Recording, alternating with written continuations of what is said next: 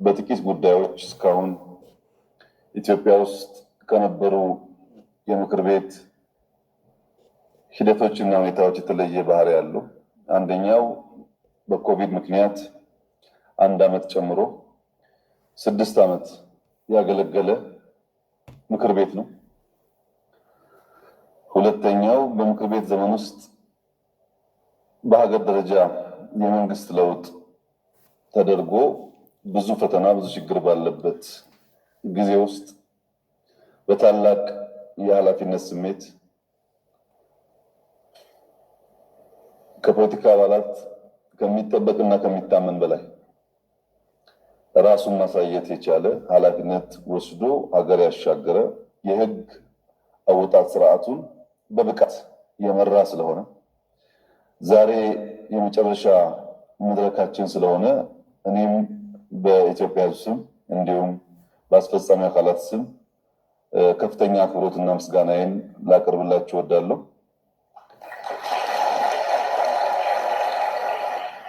በዛሬው መድረክም ክብር ለሚገባቸው 2 ወሳኝ አካላት ቆማችሁ ስላመሰገናችሁ የኢትዮጵያ ሕዝብ እንዳላችሁት ክብር ምስጋና ይገባዋል። የሀገር መከላከያ ሰራዊት ክብር ምስጋና ይገባዋል። ለሚገባቸው 2 አካላት ያቀረባችሁት ምስጋና ተገቢ ስለሆነ ለዚህም ላመሰግናችሁ ፈልጋለሁ። እንግዲህ መላ የኢትዮጵያ ሕዝብ እና የሚፎካከሩ ፓርቲዎች እግረ መንገድ ቢሰሙት ቢያውቁት ብዬ የማስበው ዛሬ ጥያቄ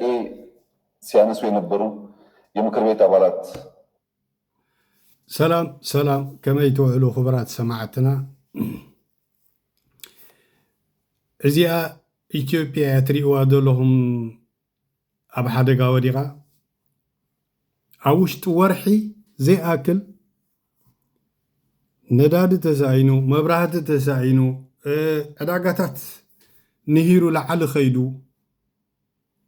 ድኻ ይኮነንሲ ሃብታም ጾሙ ዝሓድሩሉ ግዜ በፂሕና እዚ እስክፍታሕ ኢልካ ዶ ተኣምን ኢሎም መዓት ሕቶታት ምስ ኣቕረብሉ ዝዛረቦ ደሎ ዘረባ እዩ። ቀደም ኢልና ኢና ኢትዮጵያ ካብ ቴክሳስ ብወንጭፍ እያ ትመሓደር። ቴክሳስ ምስ ኢራን ፀሚዳ ስለ ዘላ ቴክሳስ ሕጂ ንኢትዮጵያ ስለ ዘይተመሓድራ ኣብ ሓደጋ ወዲቓ ኣላ ኢትዮጵያ። ሕና ክንዛረብ ከለና ብዙሓት ኢትዮጵያውያን ይፀርፉና እዮም። ሻዕብያ ከምዚኡ ወንበዴ እንዳብል ንሕና ኤርትራውያን ግን ንኩሉ ናስተውዒልና ካብ ታሪክ ተበጊስና ኢና ንዛረብ። ስለዚ ኢትዮጵያ ኣብ ሓደጋ ወዲቓ ኣላ። ኣብ መፃብቦ ሕርሙዝ 3 መራኽብ ተዓፅንዓ ከም ዘለዋ ምንጭታት ይሕብሩ ኣለዉ። ሓንቲ ፅዋር ዝፀዓነት እያ ትበሃል ዘላ እዝግዋና ካልእ እውን ብጀጋ ዛ ፅዋር ፀዓነት 2 ነዳዲ ዝፀዓና እውን ኣብኡ ተዓጊተን ከም ዘለዋ እዮም ዝዛረቡ ዘለዉ። ኢትዮጵያ ናይ 3000 ዓመት ኣለና ከምዚ ኢና ብጀካ ፈሮቕሮቕ ኣብ ኣፍልቦም ከረባታ ገይሮም ስሪኦም ተሸቂጡን ተሰፊዩን ዝኸይድ በሮቕሮቕ ይትስን ሓሳብናቶም ኢትዮጵያ ኣይተገዛእናን እዮም ድብሉ እሞ እንታ ኮይና ኣበይ ዳ ትነብር ኣላ ክሳብ ሎሚ እንታይ ዳ ኮይና?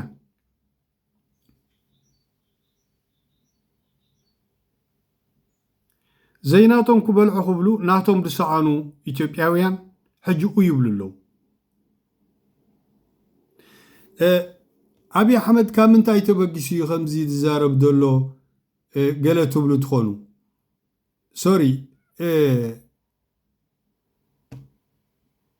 እንታይ ክብለኩም ደሊ ኣነ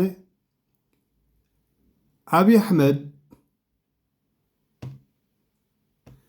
እዛ ጓል ስምዕዋ መውሾውና በሚጥያት የተያዘችውን እናት በቃረሳ ጤና ጣቢያ ለማድረስ በቃረሳ የሚሸከሙ የህብረተሰብ ክፍሎች መኖራቸው መጥቀስ ይቻላል። ክቡር ጠቅላይ ሚኒስትር እነኚህንና መሰል ችግሮችና የልማት ጥያቄዎችን በበጀት ዓመቱ ክልሎች እንዲፈቱና በሁሉም የክልሉ አካባቢዎች ዜጎች እኩል ልማት እንዲያገኙ መንግስት ምን ስልቶችን ይቀይሳል? ማብራሪያ ቢሰጥበት። አመሰግናለሁ። ريهم هذا انت اتبل دلا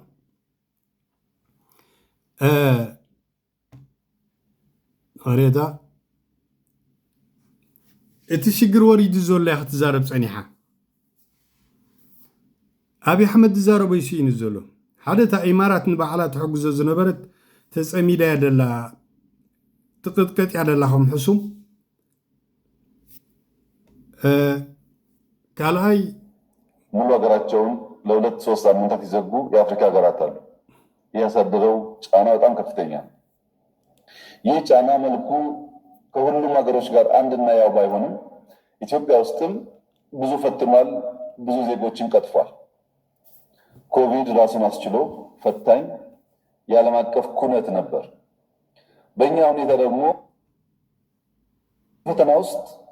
የኢኮኖሚ ጉዟችንን ወደኋላ መለስ ብለን ብናይ ከለውጥ በኋላ በ2011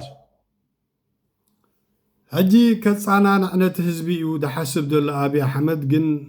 ብከምዚ ትፃናን ኣይኮነን ህዝቢ ክባታተን እዩ ህዝቢ ኢትዮጵያ ኣይኮነን ዶ መብራህቲ ጠፊእዎ ወይ ዕዳጋ ከቢርዎ ነንሕድሕዲኡ እንዳተባልዕ ዝነብር ህዝቢ እዩ ሰንኪቲ ብዙሑ ክባላዕ ዝሓድር ህዝቢ እዩ ኩሉ በዓል ብረት እዩ ኩሉ ከዓኒ ድመሰሎ ዝገብር እዩ ሕጊ ደይፈልጥ ዝበዝሕ ካብቶም ሕጊ ዝፈልጡ ሓንቲ ነገር ኣነ እንታይ ከሪኦኩም ደልየ ኣለኹ እዚኣ ኣብዚ ሚድያ ኮለል ትብላላ እስከ نسمع يا هو دقاقي ما زملست هاجر يا اوتومان غزيوان ኢትዮጵያ ለጻዓዱ ዘይተንበርከት ሀገር ዘይኮነት ሳላ ጻዓዱ هو دقاقي ما زملست هاجر يا اوتومان غزيوان يرو ወታደራት ፖርቱጋል መጽየም ሓራው ጽማ ኣብ ካላይ ኩናት ዓለሙን ጣልያን ኢትዮጵያን 5 ዓመታት ገዚኣታ ነራ እቲ በንበሳ ዝምስልዎ ንጉሶም ሃይለ ስላሴ ኻ ኣብ ዓዲ እንግሊዝ ከሊ ተዓቂቡ እነዚህ ከምዘይ ተፈጠረ ቀቢሮም ግን ጻዓዱ ዘይለፈርዎ ሀገር እዮም ዝብሉ ለጣልያን ካብ ኢትዮጵያ ዘውጽኦም ንባዕሎም እንግሊዝ እዮም ጽቡቅ አረስቲ ሀመሪት ካሎ ብጻዓዱ እዮም ክብሮም ዝመልሱ አነ ዝገርመኒ ግን ስለምንታይም ደጋጊሞም ናይ ሓሶት ዛንታ ዝመዙ እንደ ሰራቅ እንታይ በለ እዮም ዝበሉ ኣቦ ተዘራይኑ ሰራቅ ተራእይና ካስሐሊ ንምንታይ ሓሶት ተዛረቡ ተበልካይሞ መልሶም ሓሶት قال قصاكا صعدوا استوحسوا صومال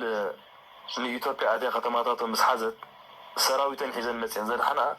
راشان كيباني نيرا أزوم سواد جن زيرو يمزبوهم زلون صعدوا زلحنوهم صعدوا زغلوهم صعدوا غلو مورا لابزي ولسنسو يمزنوبو حقهم يوم እዚ ኩሉ ኢትዮጵያ ትበሃል ደላ ንበይኖም ተዋጊኦም ኣይፈልጡን እዮም ዋላ እቲ ናይ ዓድዋ ዝበሃልኮ ንዓድዋ ይሰዓሩ ንሳቶም እንታይ ዳ ጣልያን መሳርፍ ናይ ሎጂስቲክ ጎማን ነዳድን ካልእን ስለ ዝወድአ ናይ ሰራዊት መግብን ስለ ዝወድአ ነቶም ኣብ ኢትዮጵያ ዝነበሩ ሰራዊቱ ንዑ ናብ ኤርትራ ዘሎ መኽዘን ክስዒ ተጠቐሙሉ ፀጊምና ኣሎ ኢልዎም ንብረቶም ሒዞም ካብ ኢትዮጵያ ክመፁ ከለዉ ሓንቲ ሓይሊ ኣብ ዓድዋ ተሪፋ ነቲ ሓይሊ ተኣኻኸቡ ሸፋቱ ገለዮም ወሪሮማ ደቂሳ ከላ ንጓኣትዮም ኣቲ ሓይሊ መጨረሻ ንብረቶም ኣውፅኦም ጣልያን ሰራዊቶም ኣውፅኦም ምስ ወዱ ኣብዚ ከባቢ ዓዲግራት ኣብዚ ዓድዋ ሓንቲ ሓይሊ ተሪፋ ነራ ብድሕሪት ትመፅእ እንዳመፀት ከላ ሕጂ ብሓደ ቦታ ምስ ሓደረት ኣብ ዓድዋ ለይቲ መፅኦም ቶም ሸፋትዮም ወሪሮማ ምክንያቱ ሰራዊት ኣይነበሩ ኣንታ ሓይሊ ስኢላ ንብረት ወዲ ንብረት ፀዓዒና ትብገስ ነይራ ነዚኣ ምስዒርና ተዓዊትና ኢሎም ዝሕሱ ሓሶት ኣመሎም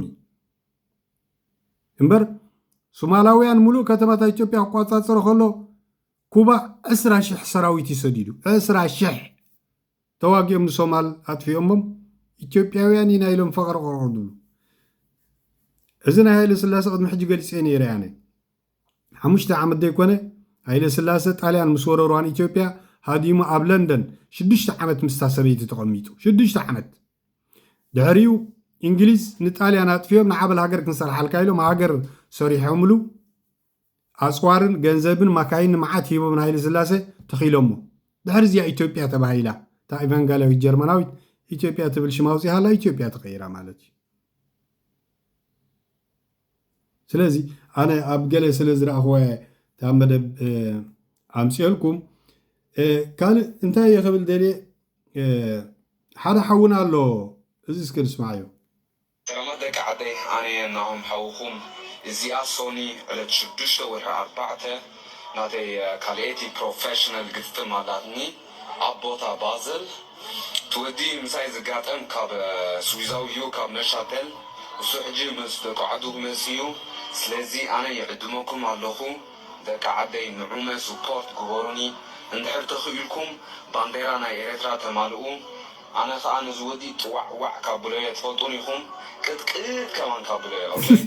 تكيف تقولوا تدريكم أنا تبيه عنكم عايز تصونحون سلازي كت ولد أوكي see you and let's go دك عدي ترمدك عدي كبرات إيرتراويان أحواتنا إزودي أفكبابي توليهم سي بجاهم سكنا إيرتراونا تقبروا كيدوو أجوهم بأجوها بلوو بخمزي إيرتراونتنا خنا دلدل إيرتراونتنا خنا صنع أنت زي كيلنا فقد سد تباتاتنا خابل طفق ببزل لنا إيرتراونت كسسن نكالس سلازي نزودي بجاهم حقزو كبل سلز دلوخي أمسي أيو قال إذا نا إثيوبيا هابت خمياس كخنساس معكم دي عندشي 4 سيدمر عندشي 4 2008 2008 سيدمر 10 2009 سيدمر 10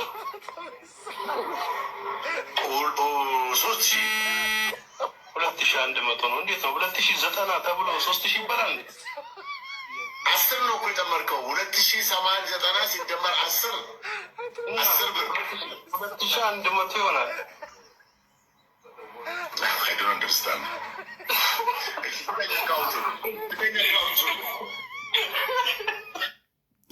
እዚ ትመንሱር ዝበሃል ሃብታምና ኢትዮጵያ ብምንታይ ከም ዝሃብተመ ሰሚዕኹም ኢኹም ኣብቲ ናይ 666 ከም ዝሃብተመ ዝንገር እዛ ቆላ ኢትዮጵያዊ ትምህርቲ የለን ወላ ሓንቲ ልዕር ሰሚዕኹም መሲ ክንደይ ድብሎ ዘሎ ረኣዩ ወበጃኹም ኢለኩም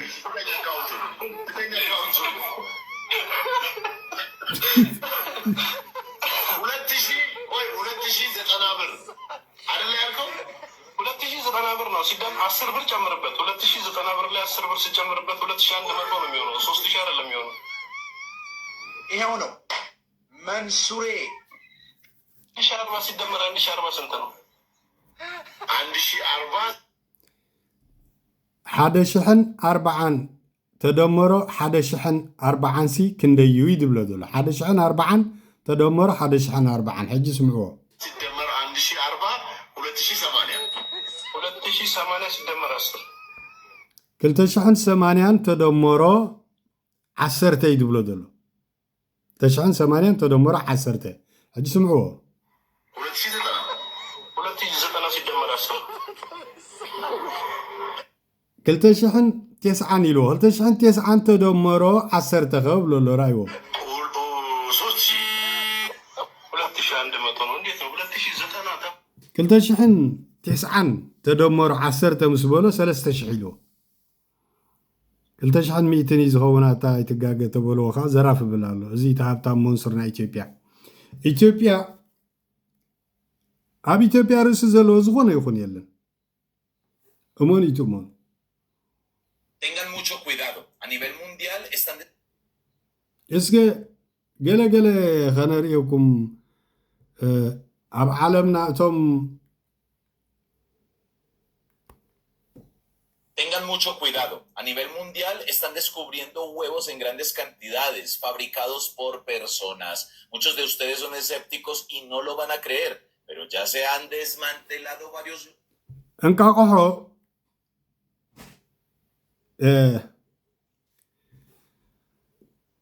ارتفيشال እንቃቆሖ ስራሓሎ ስለዚ ዝኾነ ይኹን ሰብ እንቃቆሖ ምብላዕ ተገደፍኩሞ ተመራፂ ተደይኮነ ተውሓትኩሞ ተመራፂ ካልእ እዚ እንታይ እዩ ክትነግሩና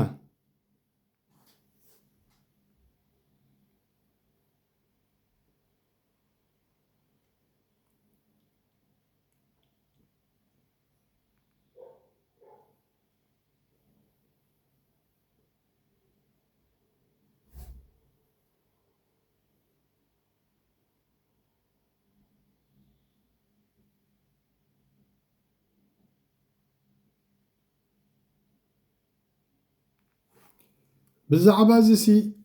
እንታይ ድበሃል ኣብ ኮመንቲ ክትጽሕፉልና ንጽበ ክቡራት ኣሕዋት ሽሙ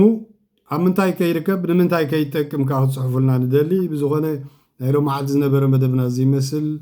ጽንልኩም ሰማዕኹምና ነመስግነኩም ኣብ ዘለኹም ዕድመን ጥዕና ይሃብኩም ወሰናይ መዓልቲ ክቡራት ኣሕዋት